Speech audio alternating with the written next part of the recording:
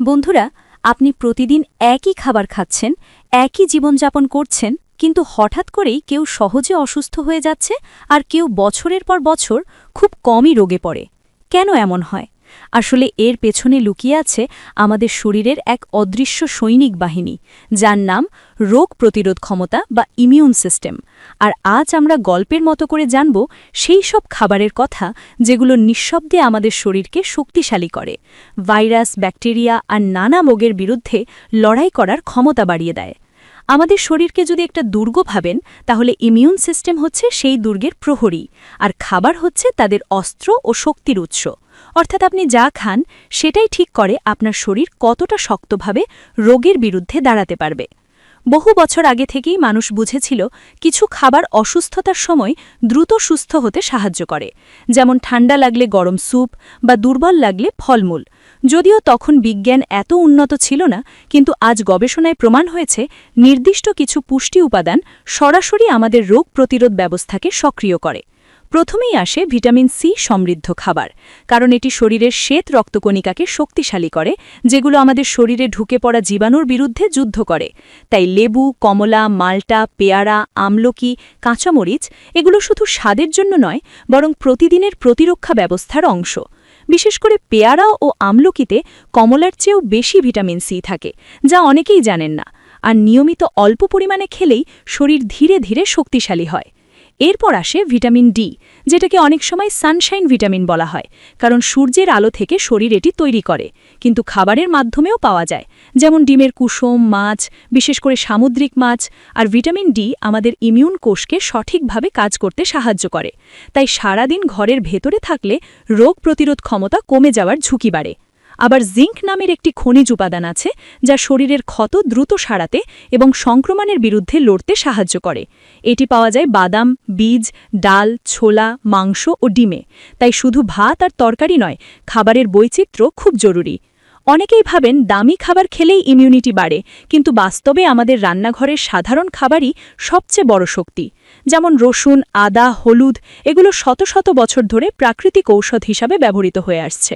হলুদের কারকিউমিন নামের উপাদান শরীরের প্রদাহ কমায়, আর আদা হজম ভালো রাখার পাশাপাশি সংক্রমণের ঝুঁকি কমাতে সাহায্য করে। দই বা ফার্মেন্টেড খাবারের কথাও এখানে খুব গুরুত্বপূর্ণ, কারণ আমাদের শরীরের প্রায় ৭০% ইমিউন সিস্টেম নির্ভর করে অন্ত্রের স্বাস্থ্যের উপর। অর্থাৎ পেট ভালো থাকলে রোগ প্রতিরোধ ক্ষমতাও ভালো থাকে। আর দইয়ের উপকারী ব্যাকটেরিয়া অন্ত্রকে শক্তিশালী করে, ক্ষতিকর জীবাণুর বৃদ্ধি কমায়।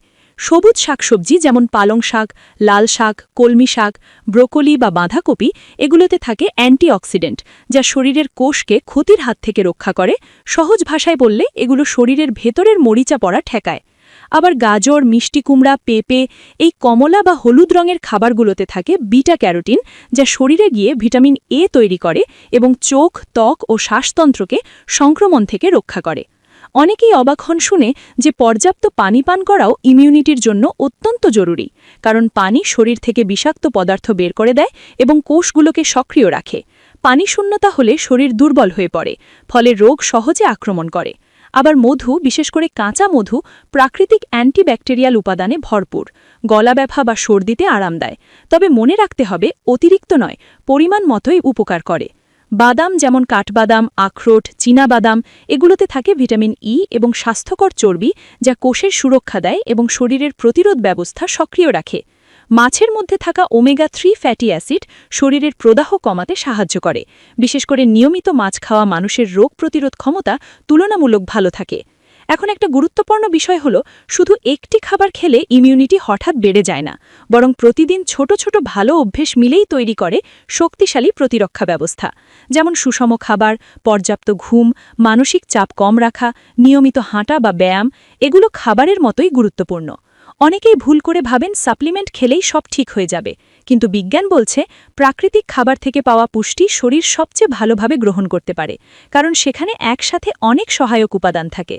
আরেকটি বিষয় হলো, অতিরিক্ত চিনি ও প্রক্রিয়াজাত খাবার ইমিউন সিস্টেমকে দুর্বল করে, কারণ এগুলো শরীরে প্রদাহ বাড়ায় এবং উপকারী ব্যাকটেরিয়ার ভারসাম্য নষ্ট করে দেয়।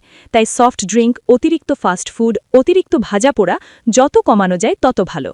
মৌসুমি ফল খাওয়ার অভ্যেসও খুব উপকারী, কারণ প্রকৃতি সাধারণত সেই সময়ের প্রয়োজন অনুযায়ী খাবার দেয়, যেমন গরমে জলীয় ফল, শীতে পুষ্টিকর ফলমূল। আবার রঙিন খাবার খাওয়ার একটি সহজ নিয়ম আছে। আপনার প্লেটে যত বেশি প্রাকৃতিক রং থাকবে, তত বেশি ভিন্ন ভিন্ন পুষ্টি পাবেন, ফলে শরীরও হবে শক্তিশালী। ছোটবেলা থেকে আমাদের দাদি নানিরা বলতেন, অসুখ এড়াতে ঘরের খাবারই যথেষ্ট। আজ বিজ্ঞানও একই কথা বলছে, কারণ প্রাকৃতিক কম প্রক্রিয়াজাত খাবার শরীরকে ধীরে ধীরে শক্ত করে তোলে। মনে রাখবেন, ইমিউনিটি বাড়ানো কোনো একদিনের কাজ নয়, এটি একটি দীর্ঘ যাত্রা, যেখানে প্রতিদিনের খাবারই আপনার ভবিষ্যৎ স্বাস্থ্য তৈরি করছে। আপনি আজ যে খাবার মুখে তুলছেন, সেটাই হয়তো আগামী মাসে আপনাকে অসুখ থেকে রক্ষা করবে কিংবা দুর্বল করে দেবে। সিদ্ধান্তটা পুরোপুরি আপনার হাতে। তাই নিজের শরীরকে ভালোবাসুন, খাবারকে শুধু পেট ভরানোর মাধ্যম হিসাবে নয়, বরং শরীরের জ্বালানি ও প্রতিরক্ষা শক্তি হিসাবে দেখুন। ধীরে ধীরে ছোট পরিবর্তন আনুন। প্রতিদিন ফল খান, শাকসবজি বাড়ান, পানি পান করুন, আর শরীরের সংকেত শুনুন।